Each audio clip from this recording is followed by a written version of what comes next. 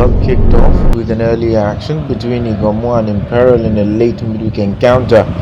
Both teams went into the game knowing how important it was relative to their stature in the competition. It was win or bust at this point, with Rem-Up Stadium's pitch B. For Iganmu FC, it was a case of consolidating, and for Imperial, it was a case of bouncing back from an opening day loss. And bounce back they did, as they flew out of the blocks at the get-go, creating opportunities after opportunities. It was not a surprise that both sides were looking very dangerous and looking to fashion out chances, as Iganmu FC themselves knew pretty much the task before them. Imperial were the whipping boys of the last competition, and in fact the whipping boys in the league and the cup as well. However, they were keen themselves to change the script, and flipping it was going to be quite difficult despite the change of manager.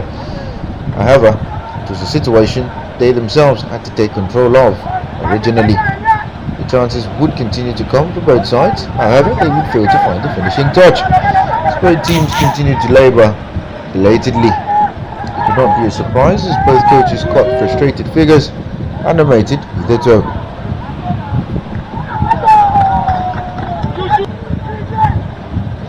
Both sides continued to look dangerous against the run of play as they sought to open scoring, and soon the goalkeepers will be called into kind of action, and they themselves will not have envisaged all game.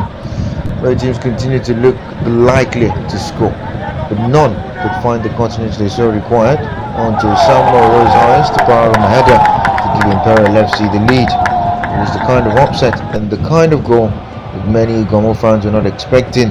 Cristiano Ronaldo would have been proud of the header himself. Iganmu were sent back to square one, and they knew the size of the task before them.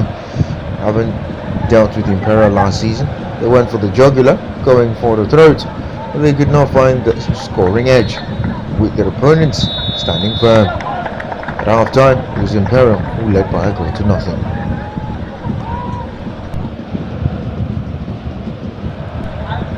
The second half was more of the same, as Iganmu continued to create opportunities as they sought to go for the jugular, looking to get their way back into the game.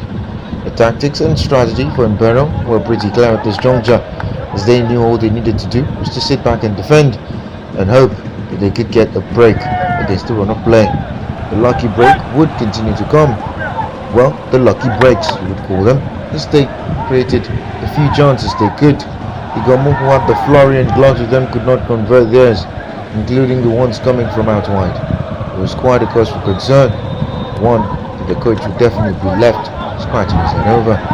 Conversion was a serious problem for Iganmu FC, as they failed to show the proficiency they showed in previous games, and soon Imperial would be going for broke as they sought to close out the encounter.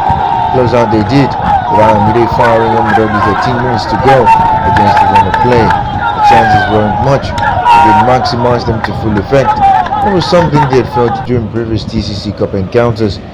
With time ebbing away, Iganmu knew the size of the task before them, and they had to definitely go for broke at this point. If they were not efficient, they had to somewhat find a way to be, as they sought to make it 2-1.